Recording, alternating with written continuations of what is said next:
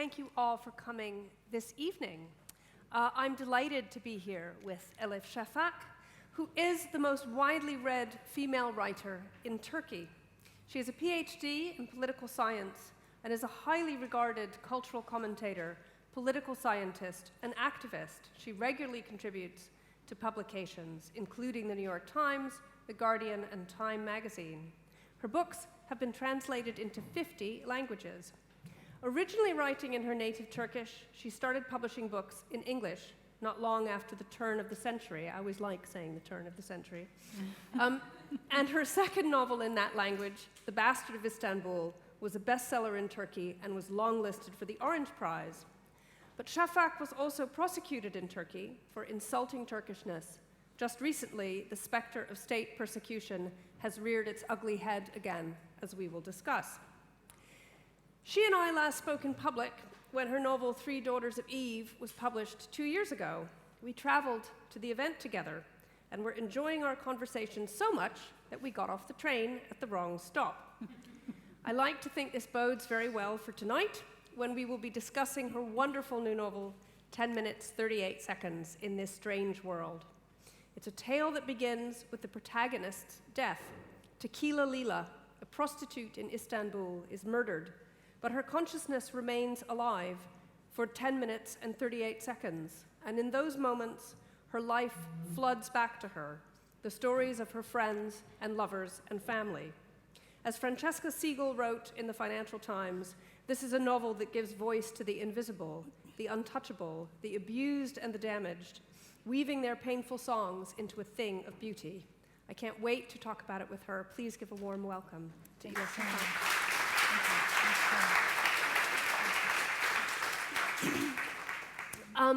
And I know you'll read for us in a little bit, but perhaps tell us a bit first about the genesis of this novel. It's such a fascinating conceit for a book. How did it come to you?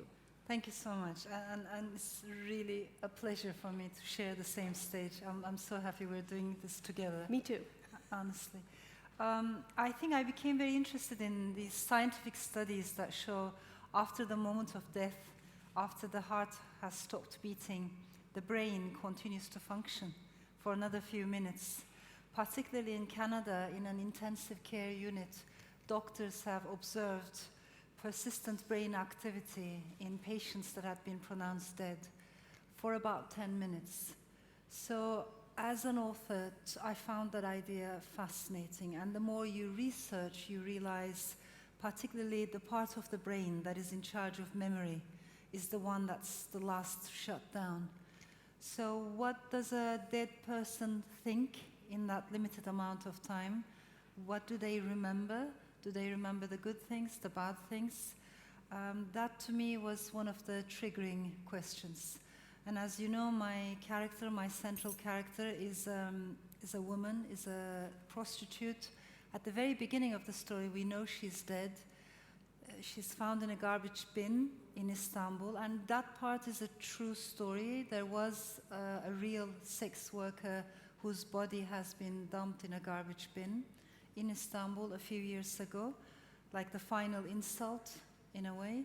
So I wanted that to be my beginning, and then I wanted to go back in time from that moment onwards. So as she remembers her past, minute by minute by minute, we travel into her story, but also into the story of a country and maybe the region, always told through the eyes of outcasts. It's fascinating, though, just thinking as a writer myself about perhaps the structural challenge of this, because we think of a death as being an ending rather than a beginning. Did that present any particular challenges? It was quite challenging. Making the end, the beginning, was quite challenging, but also the minutes were very challenging, because you realize you have only 1 minute, you have only one chapter to say something that left an impact in that person's life. So I was very conscious that it was very precious. Every page, maybe more than any other novel that I've written, I became very conscious. I had to condense the story, the minutes, and that was challenging, but also motivating in a strange way. And a wonderful thing about the novel is the way that these recollections are prompted by sensual memory. So often associated with food, like cardamom, coffee is one, salt, lemon, but also things like sulfuric acid. How did that come as a kind of natural progression for you? I find it very interesting. Most of what we remember, I don't know if you would agree, we remember through relatively small details, as if those are the things that open, they are the gates. So, and of course it's a big theme in literature, world literature, going all the way back to Marcel Proust, the taste of a madeleine, when you dip it in a cup of tea, that takes you back to your childhood. But when I think about my own life, I also realize I remember lots of things through smells, sights, tastes, and Istanbul in particular is a city of smells, lots of smells, good and bad, and they constantly intermingle. So to understand Istanbul, I think you have to talk about taste, you have to talk about smells. All those sensual details need to be in the story. And this is a kind of complicated love song, I want to say, to the city of Istanbul, with all its beauties and all its flaws. But Laila doesn't come from Istanbul. She comes from the east of Turkey, from a place called Van. So maybe for those who don't know, and before you read, tell us a little bit, without giving too much away, about her background and what this means to make the journey that she does from Van to Istanbul. Yes. She's born in Van, which is literally the other end of Turkey, just by the border with Russia. And it's a traditional family. It's a family in which the father in particular becomes increasingly more religious as time goes by. It is a polygamous family. There are 2 mothers in the house, or 2 women. That, of course, is a big part of the story. She comes to Istanbul, she's a late comer.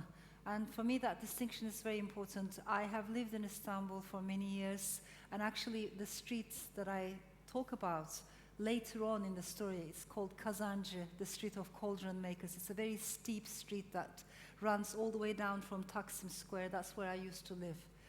And I want to share this with you because I think it says a lot about Istanbul. This is a street that was mostly populated by minorities, religious minorities, lots of Christians and Jews used to live in that area in 1940s and 50s, early 50s, but many of them had to leave. So there were minorities, they didn't feel welcome.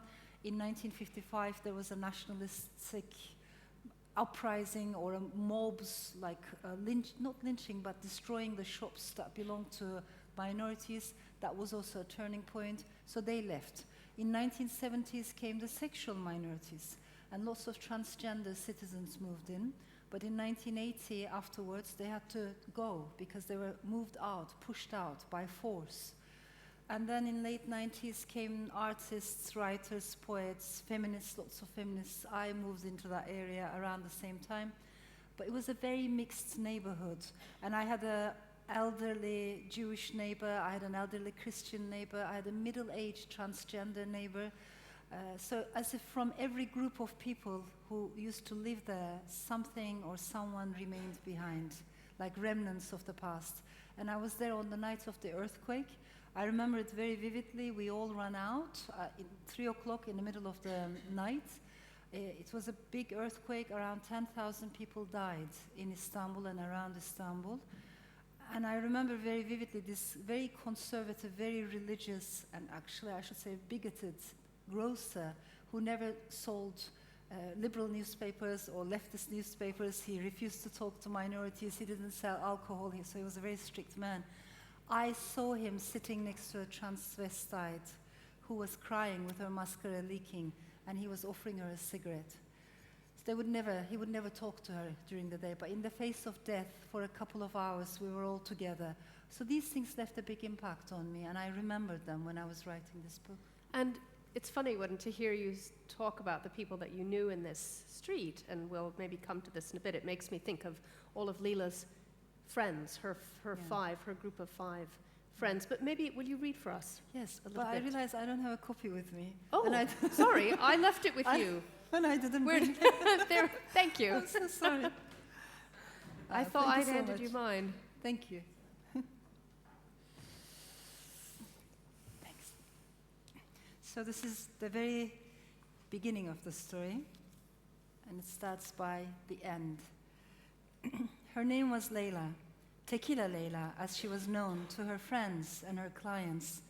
Tequila Laila, as she was called at home and at work, in that rosewood-colored house on a cobblestone cul-de-sac down by the wharf, nestled between a church and a synagogue, among lamp shops and kebab shops, the street that harbored the oldest licensed brothels in Istanbul.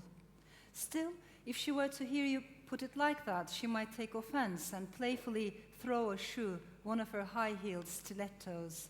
Is, darling, not was. My name is Tequila Laila. Never in 1,000 years would she agree to be spoken of in the past tense. The very thought of it would make her feel small and defeated, and the last thing she wanted in this world was to feel that way. No, she would insist on the present tense, even though she now realized with a sinking feeling that her heart had just stopped beating and her breathing had abruptly ceased, and whichever way she looked at her situation, there was no denying that she was dead. None of her friends knew it yet. This early in the morning, they would be fast asleep, each trying to find the way out of their own labyrinth of dreams. Laila wished she were at home too, enveloped in the warmth of bed covers, with her cat curled at her feet, purring in drowsy contentment. Her cat was stone deaf and black, except for a patch of snow on one paw. She had named him Mr. Chaplin, after Charlie Chaplin, for, just like the heroes of early cinema, he lived in a silent world of his own. Tequila Laila would have given anything to be in her apartment now. Instead, she was here, somewhere on the outskirts of Istanbul, across from a dark, damp football field, inside a metal rubbish bin with rusty handles and flaking paint. It was a wheelie bin, at least 4 feet high and half as wide. Laila herself was 5'7", plus the 8 inches of her purple stilettos still on her feet. There was so much she wanted to know. In her mind, she kept replaying the last moments of her life, asking herself where things had gone wrong. A futile exercise, since time could not be unraveled as though it were a ball of yarn. Her skin was already turning grayish-white, even though her cells were still abuzz with activity. She could not help but notice that there was a great deal happening inside her organs and limbs. People always assumed that a corpse was no more alive than a fallen tree, devoid of consciousness. But given half a chance, Laila would have testified that on the contrary, a corpse was brimming with life. She could not believe that her mortal existence was over and done with. Only the day before, she had crossed the neighborhood of Pera, her shadow gliding along streets named after military leaders and national heroes, streets named after men. Just that week, her laughter had echoed in the low-ceilinged taverns of Galata and the small, stuffy dens of Tophane, none of which ever appeared in travel guides or on tourist maps. The Istanbul that Laila had known was not the Istanbul that the Ministry of Tourism would have wanted foreigners to see.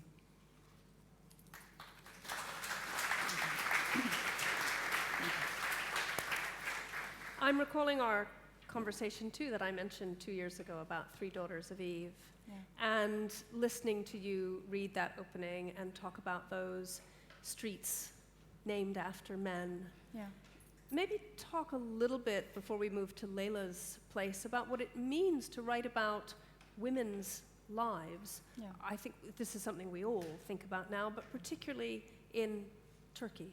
Yeah, I think Turkey is such a complex country.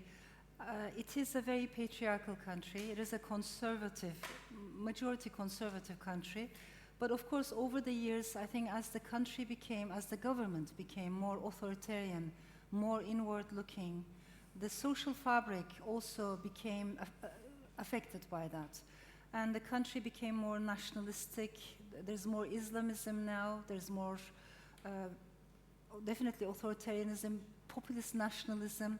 But in addition to all these things, I think patriarchy has been strengthened, sexism has been on the rise, misogyny has been on the rise, and homophobia has been on the rise.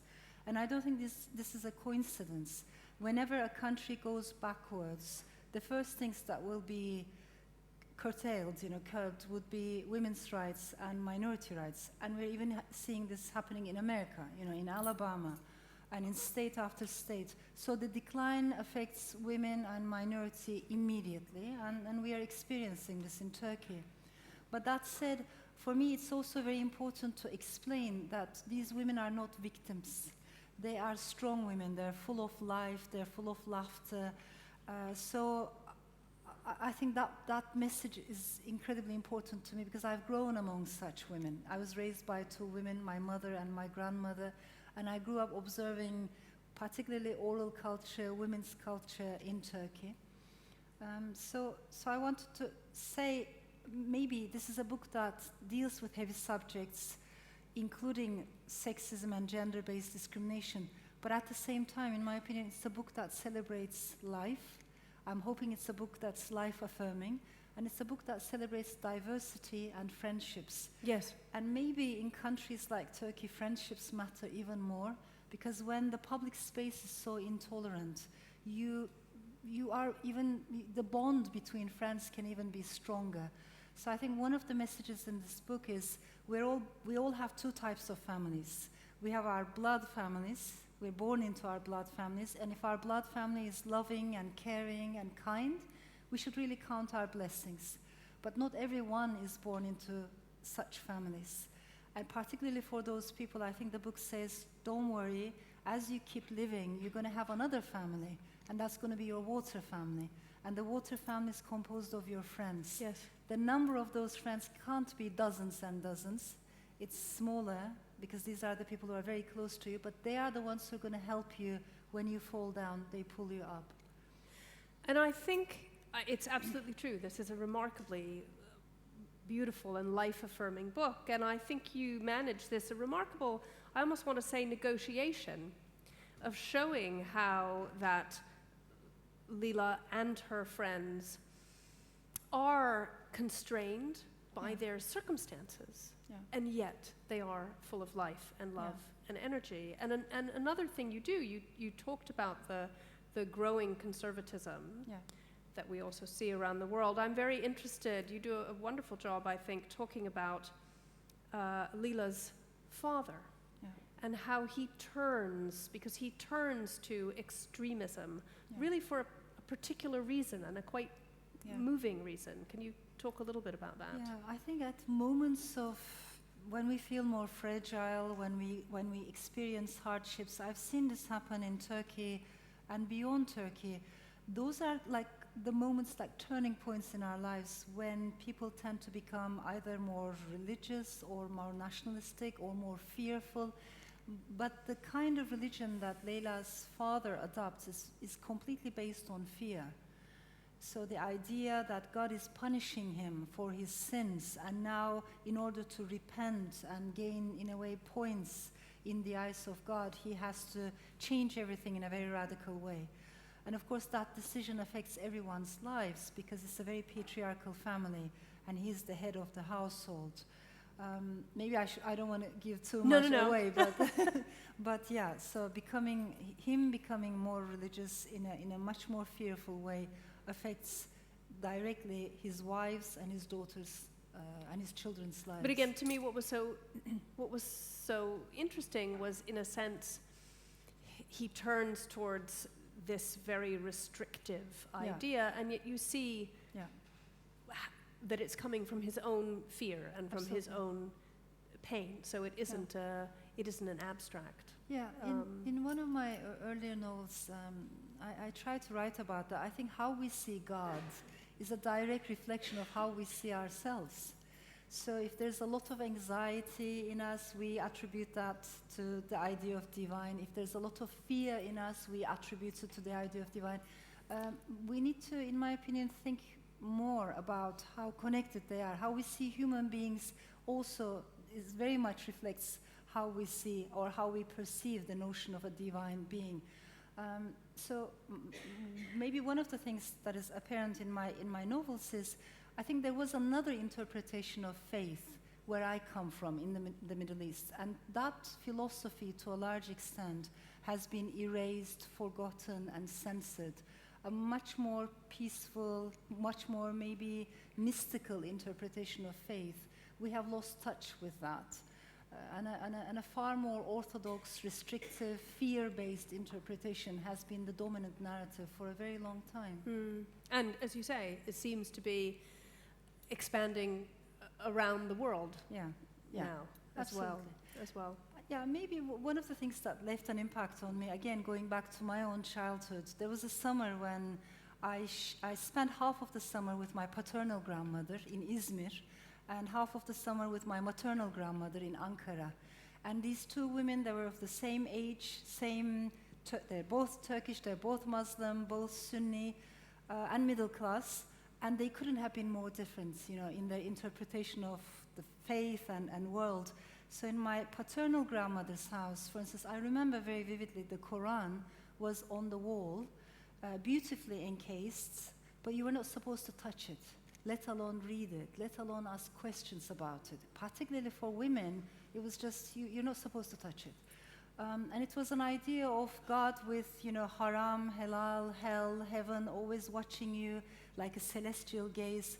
I was very young, and I remember coming back from her house a bit shaken. So I came to Ankara because the idea of a celestial gaze, not even blinking, not even giving you one moment of privacy, always watching you, judging even your thoughts and writing them down so that he can punish you afterwards, it was quite scary. So I come to my maternal grandma's house and I said, you know, I don't want to go to the bathroom, God is watching me. And she looked at me, I never forget, she said, honey, I'm sure he has more important things to do. And suddenly, you know, this humor, lightness, and love, you know, she was like, take it easy, and you could crack jokes about religion. It was that kind of a house. She too had a Quran in her house, but it was on a bookshelf. You could take it, you could read it, you know, skim the pages, ask questions. And rather than fear, it was a notion, it was an understanding of faith that revolved around love and compassion. She had a lot of compassion. So all I'm saying is, if even my two grandmothers can be so different, imagine the variety of interpretations across the Muslim world. It's an amazingly diverse land, but people often forget that. Yes. And talk about the Muslim cultures as if they were a monolithic whole. They never were. They're very diverse. They always were diverse. You talked about how this novel had its genesis in a true story, a piece you read in a newspaper about this woman who was found. But particularly because you talk about the fact that there were licensed brothels in Istanbul, I wonder about the role of sex workers, women like Laila, in this culture now. Yeah, the novel finishes in the year 1990, and there's a reason why I wanted to end it like that, because I remember very vividly, in the year 1990, there was this debate in Turkey. Every now and then, legislators in Turkey come up with these horrific ideas about how they're going to deal with the issue of sexual violence, and they end up punishing the victims rather than the perpetrators. So in 1990, they came up with this idea that rapists of prostitutes should get a lighter sentence, because their argument was a prostitute, a sex worker, would not be affected by rape. And at the time, there was such a strong women's movement in Turkey, we reacted, and they had to take a step back. But I wish I could say to you, ever since then, we have made a lot of progress. My fear is we've been declining, we've been going backwards even more. And today, women are more divided in Turkey, because whenever politics is very divisive and aggressive, women also end up being divided according to which political party they follow or how they dress up. But when women are so divided, we all lose, The only thing that benefits, I think, from those divisions is patriarchy itself. So for me, it was important to make a reference to that year, remind people what happened, this mentality that makes distinctions among women, good women versus bad women. We should not fall into those traps.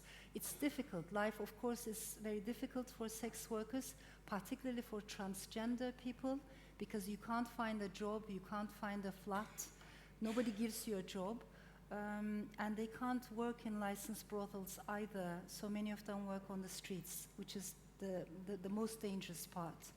But these are issues that not many people are willing to talk about in the public space. Yeah. They're difficult conversations in Turkey.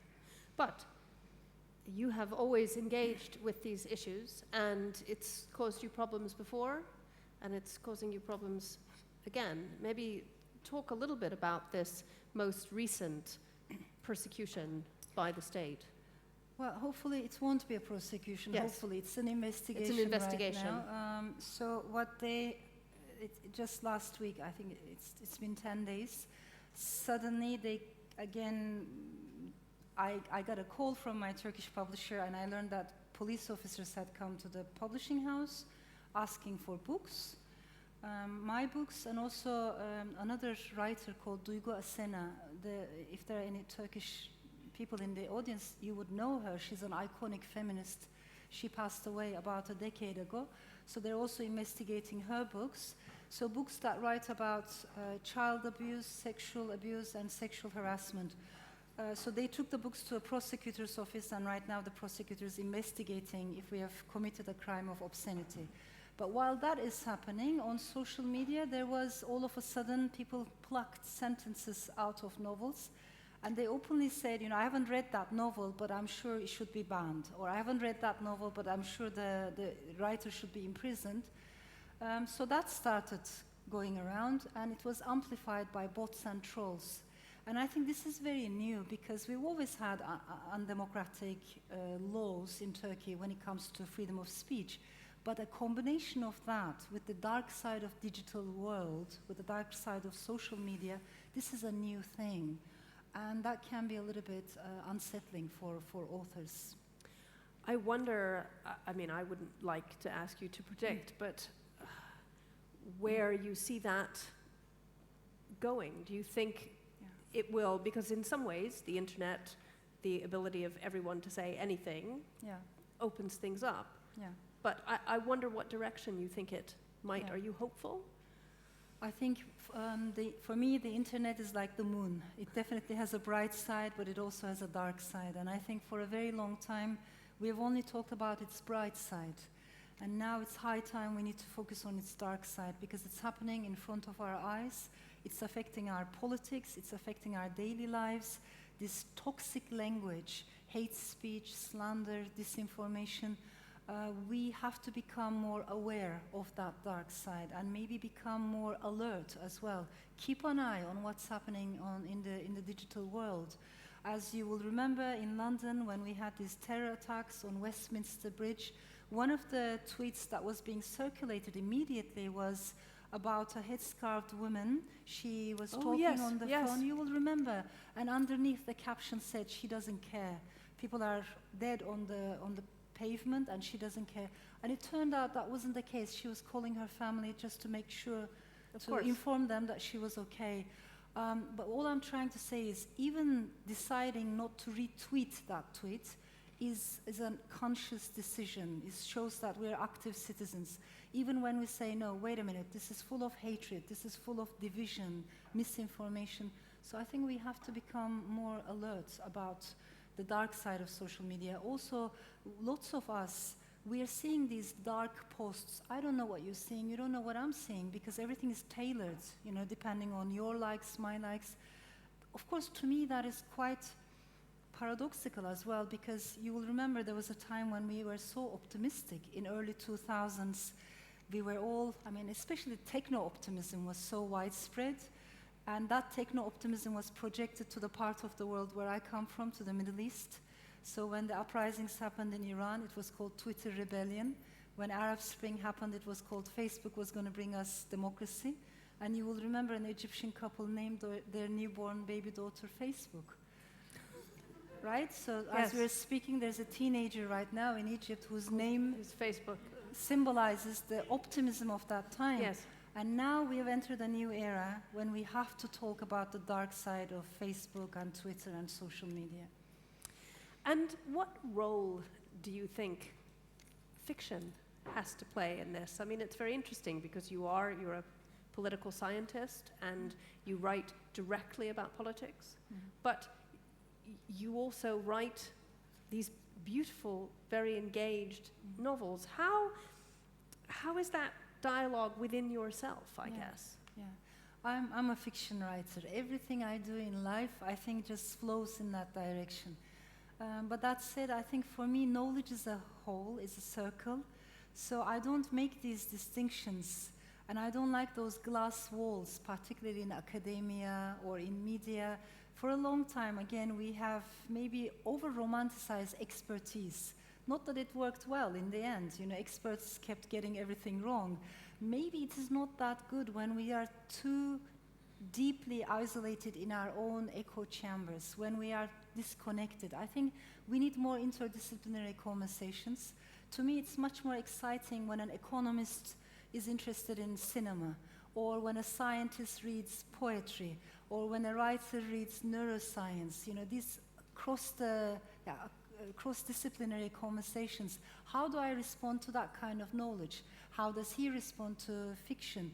I think we need more of that. Also, we need more conversations, East and West, between different cultures, rather than isolating ourselves into like-minded people, you know, among people in our tribes. I don't like tribalism of any kind.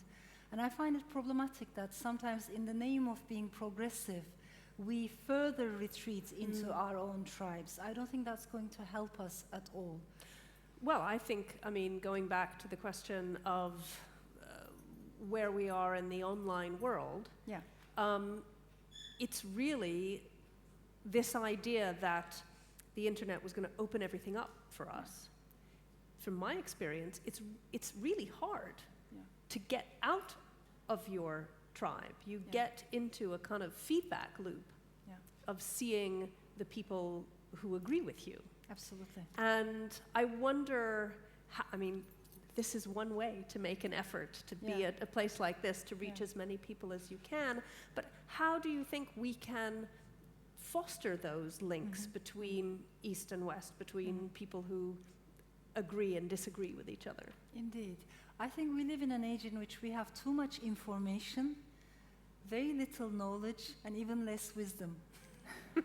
So the question is, how can we change these ratios, right? Less information. We definitely need less information, because I think too much information is an obstacle in front of knowledge. First of all, it makes us arrogant in a way, because we think we know when we have too much information. And even if I don't know about a subject, I can Google it. It will take me 5 minutes to reach information. So that gives me the illusion that I know the subject. But information, too much information, is misleading. Also, again, there are interesting studies that show in a talk, for instance, when we go to a talk that's full of information, an hour later, we forget around 45% of the information is gone. And the next day, we've forgotten even more. It just doesn't stay with us. It evaporates. So we need to lessen information, but increase knowledge. Knowledge is something else. Knowledge requires us to slow down, consume it slower, and more in-depth analysis. So rather than reading the news or just scrolling down, maybe reading books or analysis, articles that focus. But also knowledge requires interdisciplinary conversations. And then wisdom, in my opinion, is something else altogether. Wisdom is a combination of the mind and the heart. So wisdom requires empathy, it requires stories. In my opinion, it requires storytelling. And therefore, it requires emotional intelligence. So it really pisses me off, to be honest, that many populist demagogues are doing a better job in terms of addressing people's emotions than their liberal or Democrat counterparts. Their storytelling. Their storytelling, they're using narrative, the choice of their words. I listen a lot. Ever since I lived in America, I lived in in Boston, Michigan, and Arizona, and I used to listen to these right-wing radios, evangelical channels, and I kept doing that over the years. Now my YouTube algorithm thinks I'm a young male American white supremacist. So I do listen, you know, what they're saying, but also how they're saying. Yes. I think we progressives need to use and understand the value of emotional intelligence and convey our emotions, not be embarrassed of emotions. You know, I come from a country where people think women are emotional, men are not. That's nonsense. As human beings, we're all emotional creatures. That's how we connect, and that's how we remember.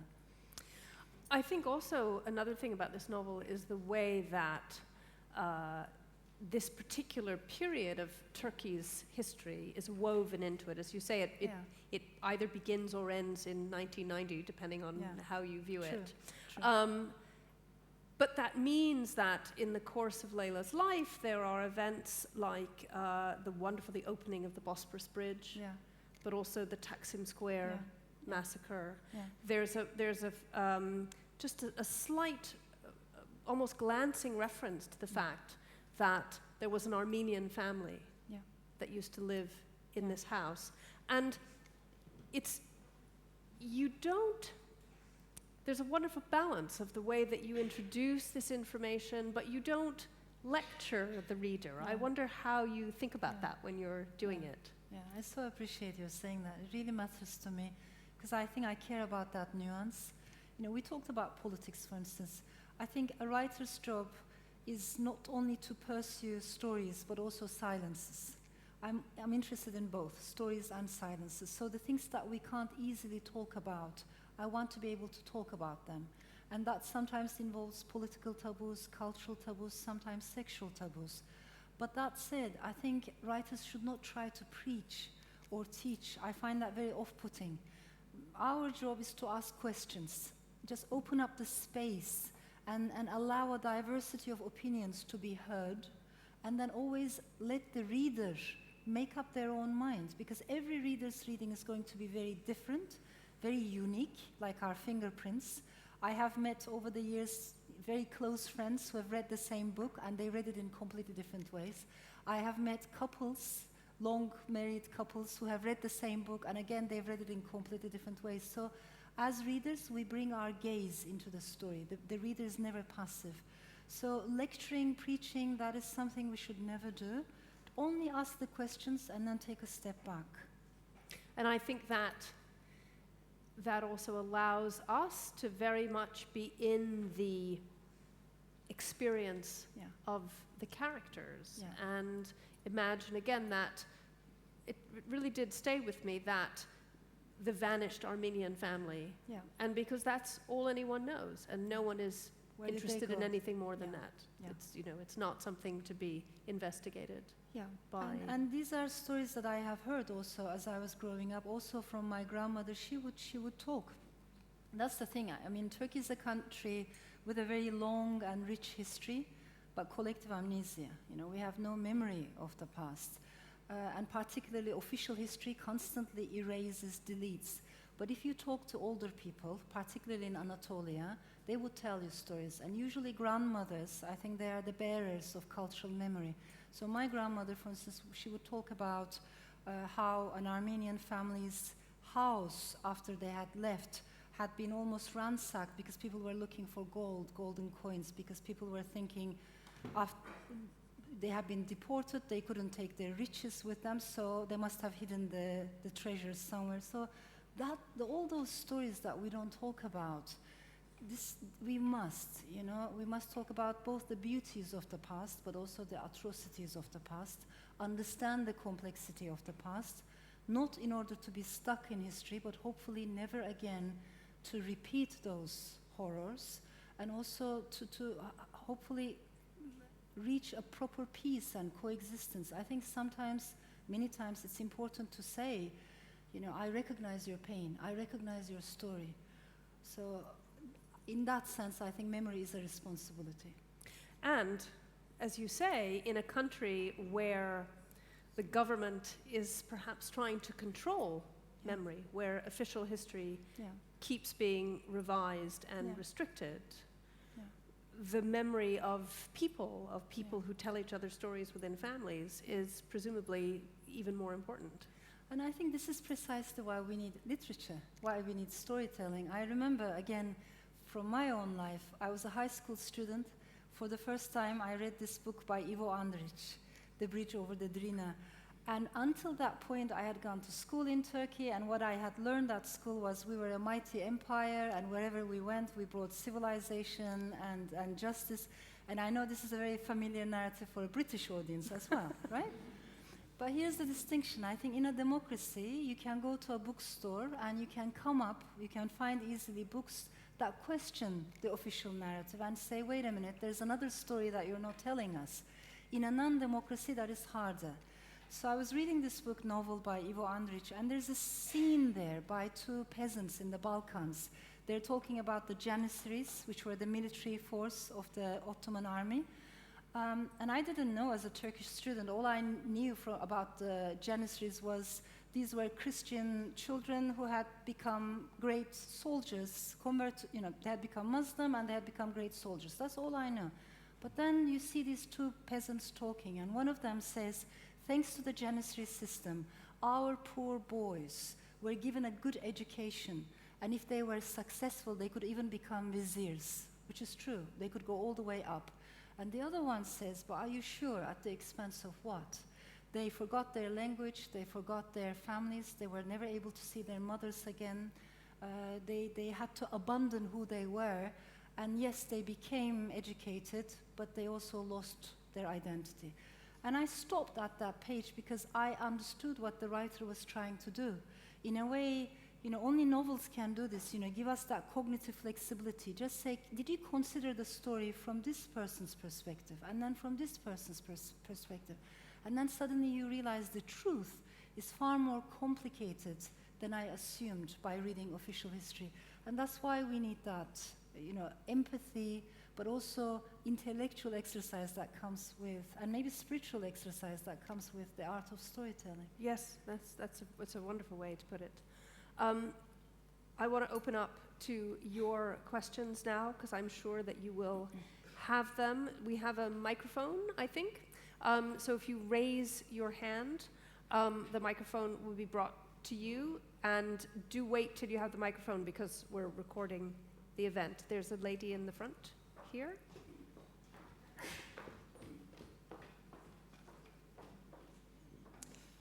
Thank you very much for a very beautiful, profound sharing. Thank you. I'm living proof that one actually can live after more than 10 and whatever minutes without breathing. I came back after 13 minutes without breathing at all, and then at 8 breaths per minute. So the medical profession wanted it written up in medical journal. So from that perspective, I'm very interested. But I do wonder whether you've taken a look at the research of Professor Konstantin Korotkov in Russia, who's done extraordinary research on bodies in morgues with special equipment, finding that life continues for days afterwards, and that the electrical activity varies depending on whether it's a natural death or a violent death. So just if you're interested at all, I'd be happy to talk later if you're interested. Thank you so much. I appreciate but it. Thank you so much. I deeply appreciate all your sharing. Thank you. And thank you for sharing it with us. Yeah. This lady at the side here. Hi, thank you very much. I have really enjoyed your talk. I have only read your books in English, although I'm Turkish. What I find really fascinating is the way that it has been translated. It just comes across into English really, really vividly. The way you use the language, the words, the colors, I just can see it and understand it, although it's in English as well. How do you achieve that? Oh, thank you so much. I really love language. To me, it's ever since I was a child, it's just almost magical that with a limited number of letters, you can obtain endless meanings, just by relocating them. So I've never maybe lost that kind of curiosity for language. But maybe part of the story is because I lived a relatively nomadic life. You know, I lived in different countries, came back to Turkey, always in and out. When I came back to Turkey as a young student, not that I had forgotten my Turkish, but I realized I couldn't understand jokes, some slang, because language had been evolving while I was away. And that pushed me to take a closer look at my mother tongue. So I didn't take it for granted. I didn't think it was something in my pocket. And I started studying Turkish. You know, I kept notebooks, I kept taking notes, and then I realized many Turkish words had been lost. Again, in Turkey, this is a big debate, because if you're a liberal, progressive, you're supposed to have no interest whatsoever in old words. And I've never understood that. What's an old word? What's a new word? We need all words, you know? What does that mean? How are old words defined? So, as you know, the Ottoman Empire was a multi-ethnic, multilingual empire, right? So the language, the Ottoman language, the syntax was Turkish, but the vocabulary was a mixture of Turkish, Arabic, Persian. Okay. There were also words coming from Ladino, right? Yep. And from Armenian, from Greek, Kurdish, Albanian. So all these words, we have Turkified our language. I see. And words that weren't coming from Turkic roots, most of them are gone. So for instance, as an author, I can say yellow in Turkish, I can say red in Turkish, but I don't have names for the shades in between, because they used to come from Persian. So when I write in Turkish, I like to put back those words, and because I think we need all kinds of words and nuances. Now, when I write in English or when I listen to you as you speak, if you say chutzpah or you say kısmet, and nobody says, wait a minute, that's a Jewish word, that's an Arabic word, let's take it out of the English language. They're all part of the organically part of the language. I like that. I like diversity. But I think over the years I realized I commute between languages, and I realized if I'm writing about melancholy, sadness, sorrow, longing is much easier to express in Turkish. And humor and satire, and particularly irony, is much easier to express in English, I think. That's fascinating. That's really fascinating. Thank you. This lady here.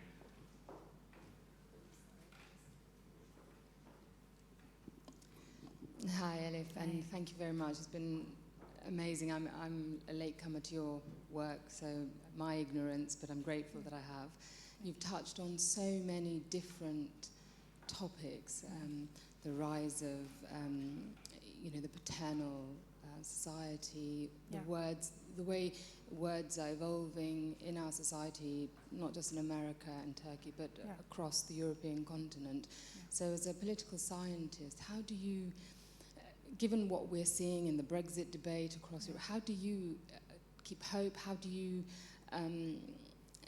encourage us or the people around you to think, we cannot go down a route, the past?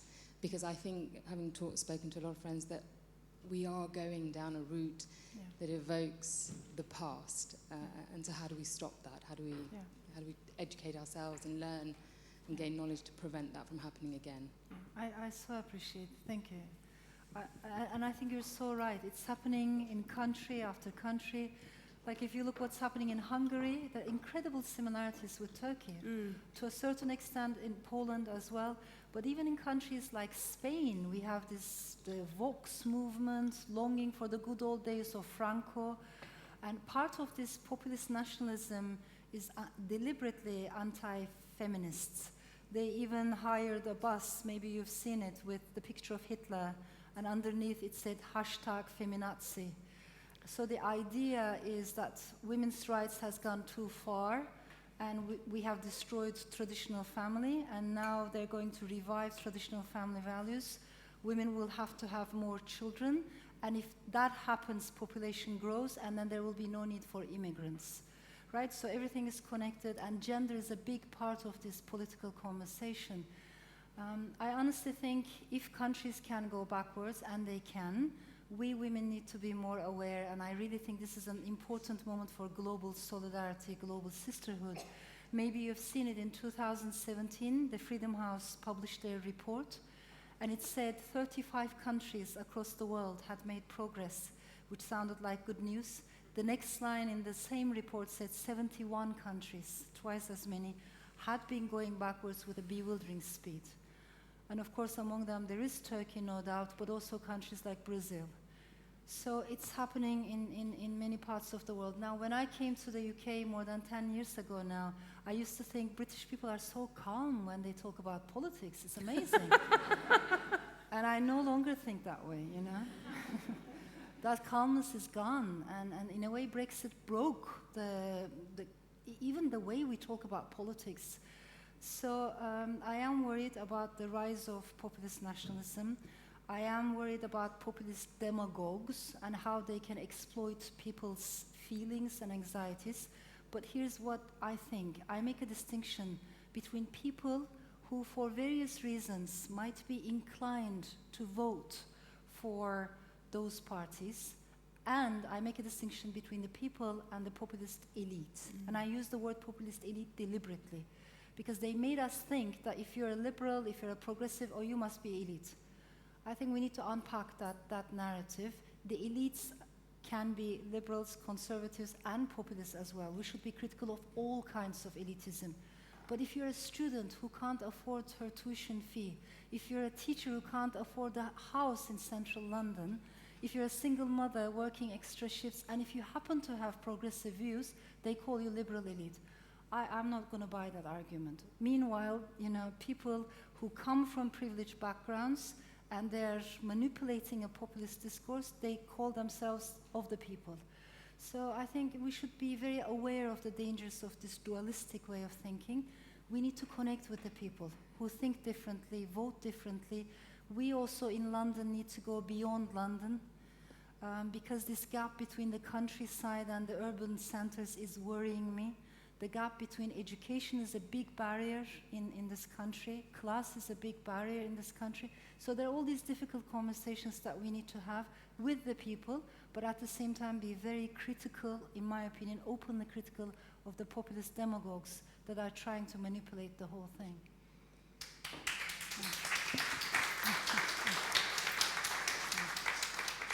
And that, I mean, I must say, that does make me think I have the joy of holding the dual passports, yes. British and American and now, American, which yeah. is just great.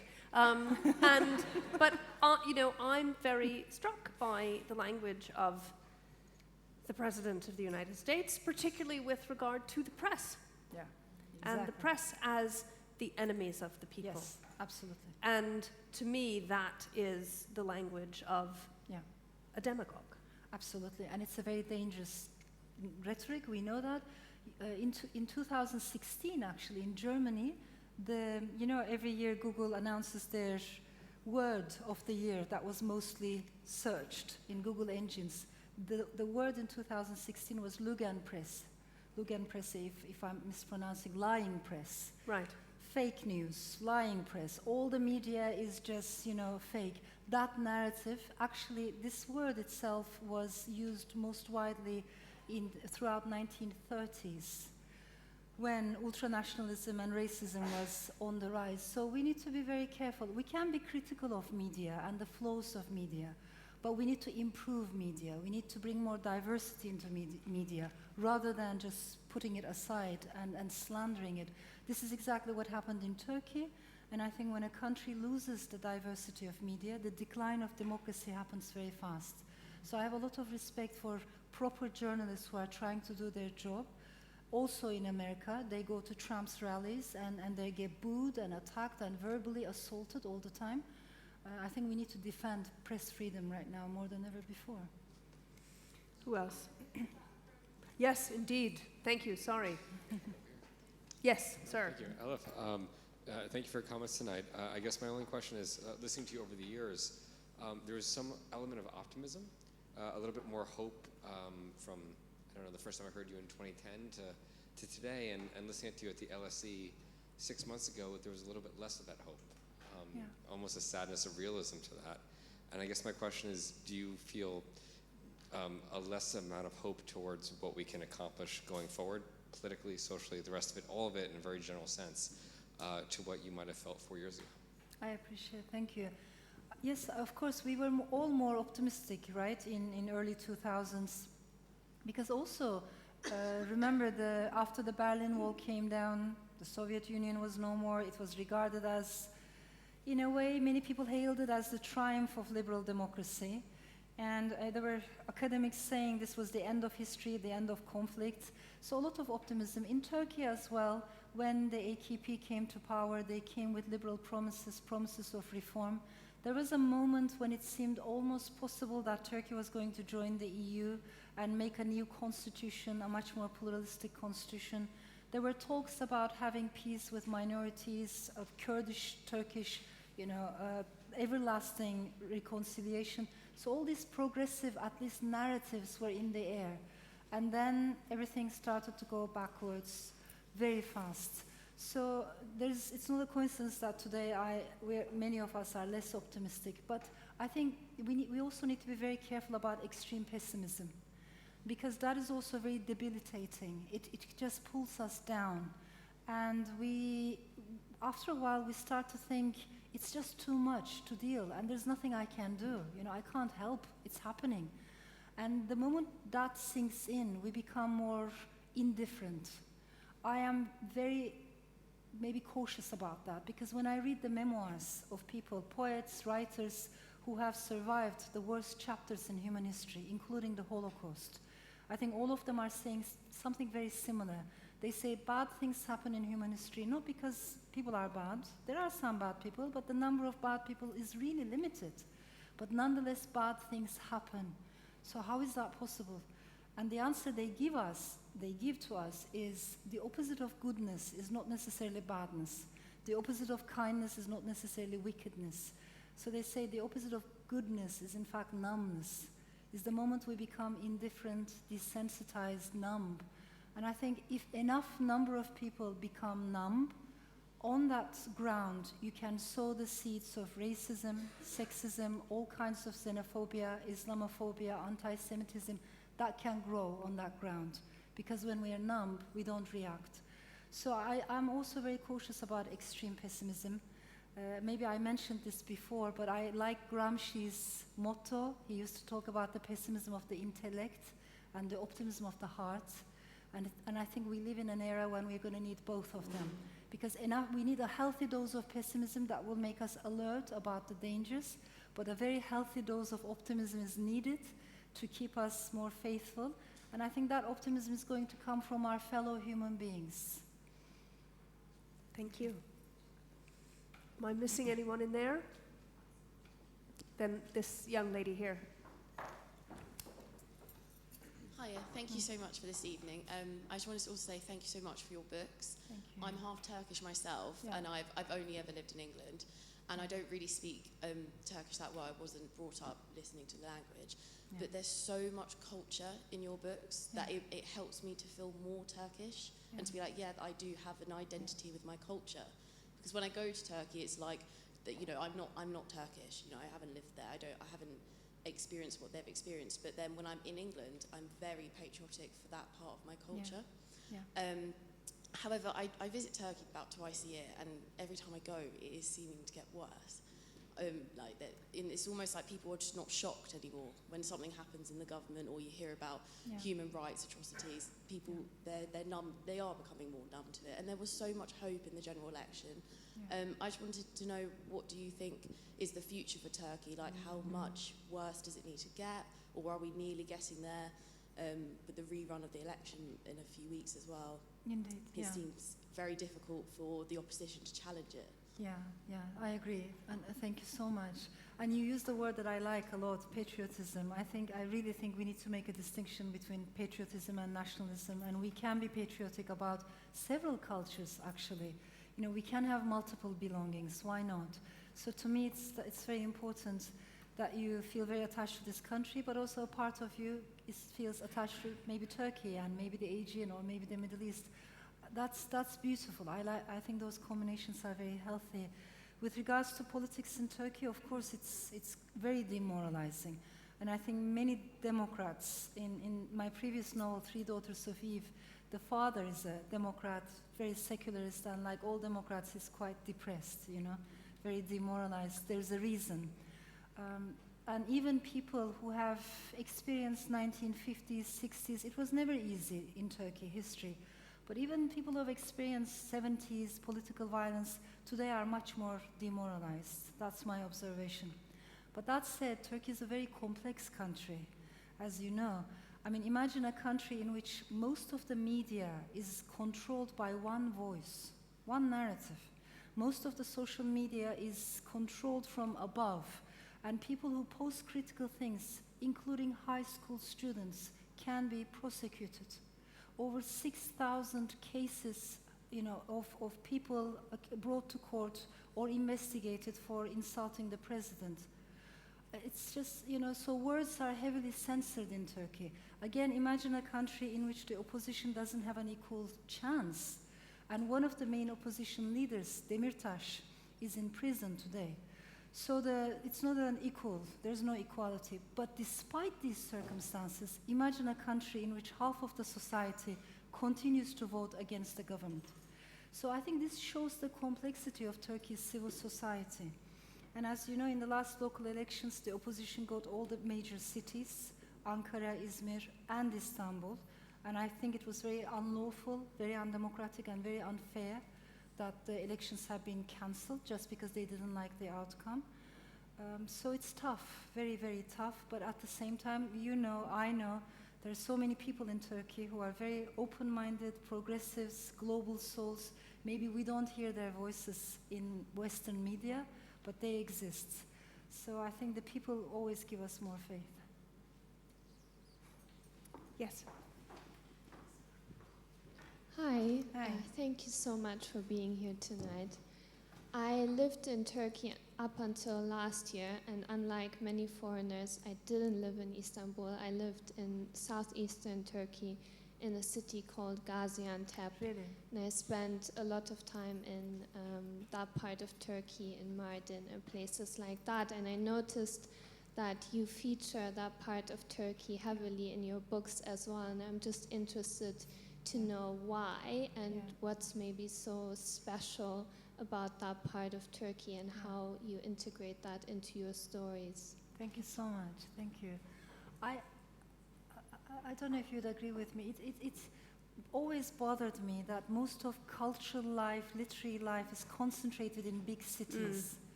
And I think we need to go beyond that. In Turkey, this is very visible. So if you happen to be a citizen living in Anatolia, you don't have the same access to culture, to books, to education. So we need more equality. And again, if I'm interested in silences as well as stories, I need to hear those lives that are outside Istanbul, that are outside Ankara, the major cities. And I also, maybe again, this is the impact of my grandmother. I never belittle oral culture. Sometimes oral culture is belittled, looked down upon, particularly the literati, or the intelligentsia, the intellectuals. I don't feel that way. I always want to bridge written culture and oral culture. So there's a lot I learned from the oral cultures, plural, of Anatolia. Stories, myths, legends, their storytelling techniques. And there's a part of me that always appreciates that world. Yes, in the second row. Thank you. Thank you. Very, very inspired, heart space to be here sharing with you. My mother always used to say, be careful when you're preparing food because you taste a person's heart when they prepare food. That's beautiful. And I, with all your books, regardless of the subject, I've always felt this taste of your loving heart. And I wondered do you have a special practice you have when you're writing, a special space? Because somehow your essence comes through and it's really beautiful. Thank you so much, really. If you saw my working space, maybe you would, you might run away because I don't like neat and tidy spaces. I don't like silence. I feel very uncomfortable when there's too much silence. Maybe I operate better within chaos, maybe because I've moved around so much that I was shaped this way. Also, living in Istanbul taught me to appreciate the sounds of the city. I like that, when you hear sounds from the street vendors shouting, people swearing at each other in the traffic. You know, what's going on? Again, living on Kazancı Street, this was a part of Istanbul that was even more noisy at night than during the day. So full of life, full of conflicts. There's a part of me that really likes that. I don't like sterile environments. I also listen to very loud, aggressive music. I mean, yeah, I never abandoned that. So my children, to rebel against their parents, they listen to loud music. In our house, it's the other way around. They listen to classic music to rebel against my So it's your my children metal. asking you to turn the music down Yeah, rather than the other it's way just around. like too noisy, turn this down.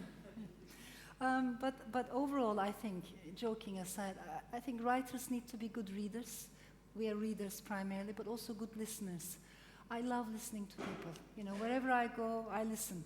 What they're saying, but also how they're saying, with what kind of energy, what kind of emotions, what's the choice of words they use. So we have to be learners. We have to be curious. If I may share this with you, I published a children's book in Turkey, which gave me the chance to talk to also young readers. And one thing stayed with me very vividly. If you talk to young children, 7-year-olds, 8 years old, if you ask them, go to a school, is there anyone in this room who would like to become a poet someday? So many hands go up. Or a writer, again, so many hands go up. And at that age, girls are, I think, just as confident, if not even more confident than boys. And then I would go to high schools or universities, and everything has changed. Nobody wants to become a writer anymore. Nobody wants to be a poet anymore. And girls have become timid. They don't want to talk in public space. So I think the question I'm asking myself is, what have we done to these young people? How come they lost their interest in art, in creativity? How come they lost their confidence, right? And they think, you know, they should blend in, not stand out. I believe writers, artists, all of us, we need to remember how we were as children, how curious we were, how confident we were, and never lose that essence. To me, that's very important, particularly for novelists, because we do a very lonely job, so you have to have that energy inside. Thank you. One more question. We have time for this gentleman here.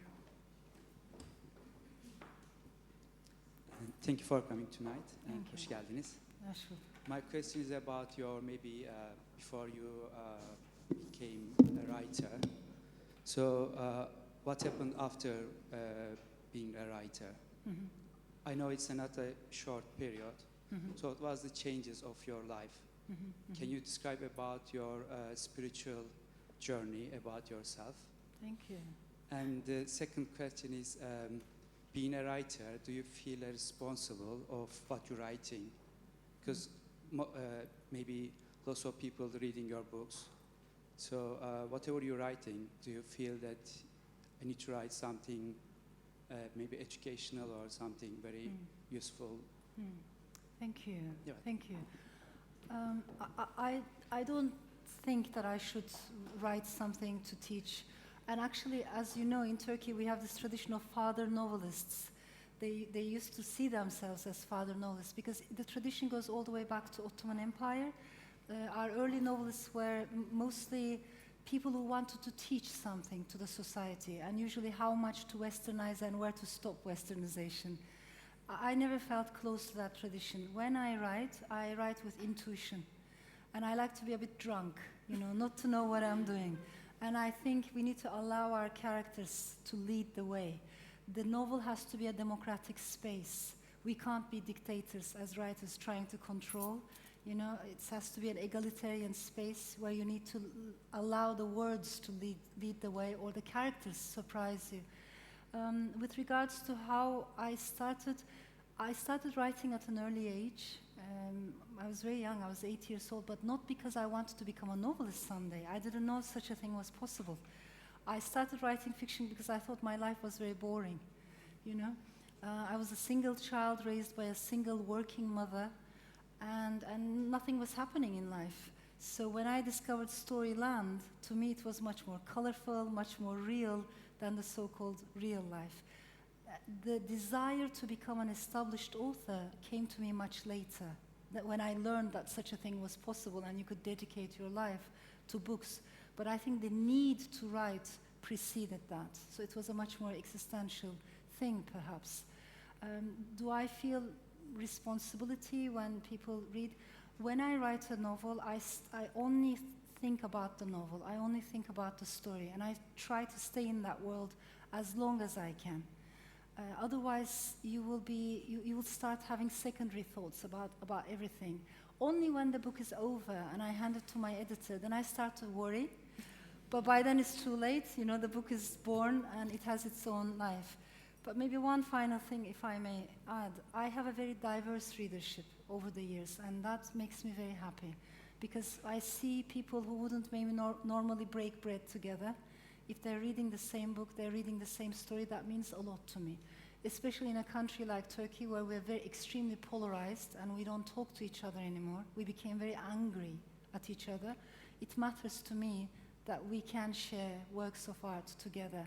And I know I have many xenophobic readers, for instance, who are very biased towards minorities, because this is the only narrative they hear in the public space. But then they come and they say, you know, I read your book, and this is the character that I love the most. And maybe that character is Jewish or Armenian or Greek or Kurdish or Alevi. And I have many homophobic readers, because again, this is the only narrative we hear. And then they come and they say, that character, when he suffered, it broke my heart. And maybe that character is gay or transgender. So it's a question I ask myself: how is it possible that people who are more biased in the public space, when they are alone, when they're reading a novel, when they retreat into an inner garden, they become relatively more ready to connect with the other? And I don't think that's a coincidence, you know. So I believe the art of storytelling has to build that connection, because otherwise it's not a coincidence that authoritarianism, all populist narratives, they're based on collectivistic energy, collectivistic identity. They erase our individuality. And I think literature needs to restore our individuality, not in a selfish way, but in a way that enables us to connect with the rest of humanity.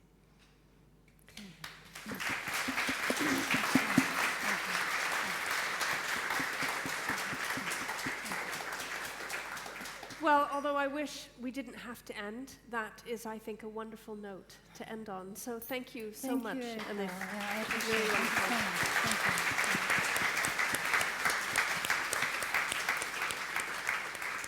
Thank you. Thank you And I so think we much. just need to clear